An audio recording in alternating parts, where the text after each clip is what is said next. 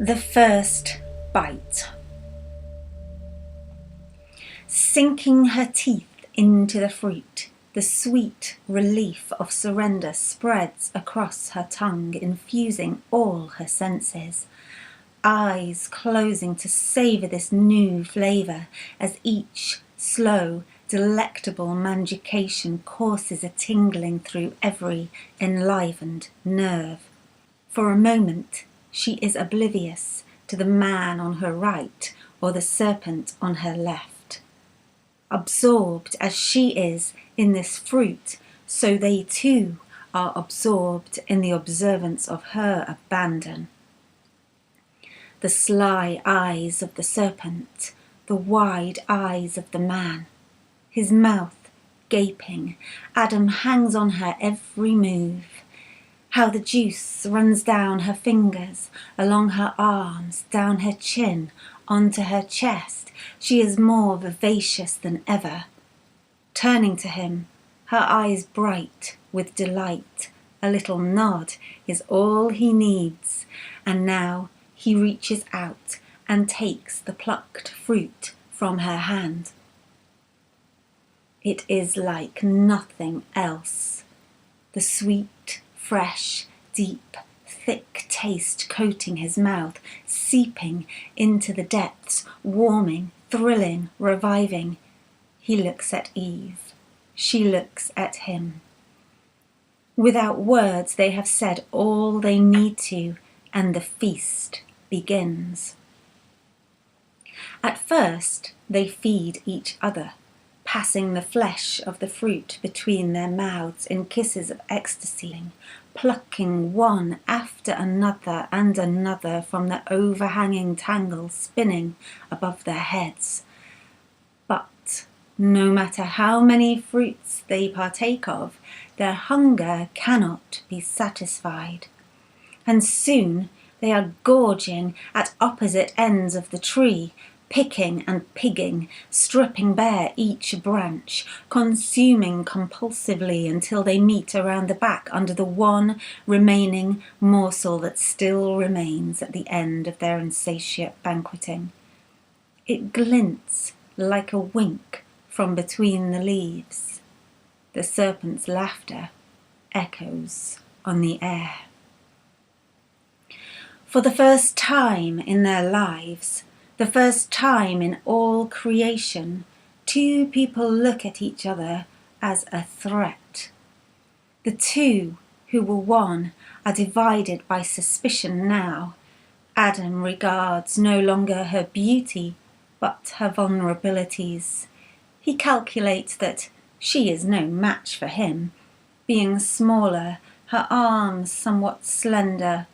Oh yes, he could snap her if he needed to.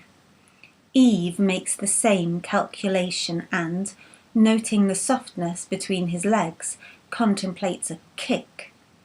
Satan's sniggering is dull to their ears as each glimpses the thoughts of the other. For their thoughts, being the same, aim for the opposite goal, she to beat him, he to beat her to the final fruit. Never before have their eyes assessed one another, and instead of a person, seen a pest. Each is to the other an object and an obstacle. Love drowns in lust. Eve reminds Adam of what she has to offer, but not for tenderness does she approach him now. Reaching toward him, running her fingers through his hair, down his back, falsifying affection for the very first time.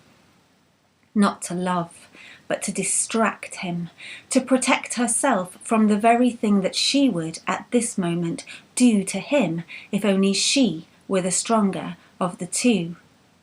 He accepts it, enjoying the shivers she sends along his skin. He allows himself the sensation, but his eyes remain ever fixed on that one last fruit. As she kisses his body, sticky with the dried juice of all he has devoured, the desperation deepens within her. Desire is stronger than sense, so she pushes him hard and grabs up at the branch in a jump, but Adam has not fallen yet. Instead, he rights his balance, lunges forward, and, just as she pulls that last fruit from its stalk, he grabs her wrist. The fruit in her hand held aloft by her lover. She struggles to free herself, but he is too strong. The betrayal. He bites the fruit out of her trembling hand, shoves her backwards into the trunk, and makes off to finish the final takings. Eve looks at the smirking snake. He has nothing to say, only amusement on his face with which to mock. Picking herself up, pulling herself together, Eve makes after her miserly man. Finding him still, laid flat, eyes closed amid a bed of fallen leaves, she chokes. "Surely you will not die," the serpent had said. "Surely he is not dead." Rushing to kneel beside her husband, Eve places her hand on his chest. The rise and fall, the beats of his being still fudge within him. But he is more than asleep. Something else is at play. Adam will not be woken by her shaking of him. She licks the remnants of the fruit juice from his fingers, and soon Eve also is laid still, eyes closed, spinning in and out on tides of nausea to the edges and depths of a fitful sleep. He and she together, never further apart, a dark shadow creeping over them as internally they ingest the infection, the curse of never-ending hunger after the wrong things. Much later, when the two of them come to and open their eyes anew, the whole created order has been turned on its head. So that's just a little snippet of something that I began working on a while ago, an imaginative reflection on the fall inspired by Ignatian prayer. The piece that I've shared with you deals with how human beings might fall out of loving one another into suspicion and competition as they pursue material possessions and addictions and bad habits. It's really about how relationships, the relationships between people and particularly between the sexes, might have been corrupted. So, what is the take-home thing to think about? The fruit of the tree of life, the remedy to the poison that Adam and Eve imbibed, is Christ, victorious over the cross.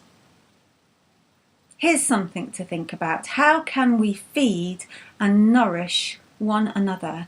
And how might we make the fruit of the new vine, the new wine, available to those who so desperately need to break free from the fallenness of worldly ways? How can we feed the sheep, you might say? Sometimes we find we have to feed ourselves first. We have to fast away from the corrupting things, and I mean this figuratively as well as literally. Sometimes we need to fast from fast food that doesn't really fill us up. We have to eat of the Spirit and feed on the Word. We have to make ourselves spiritually healthy.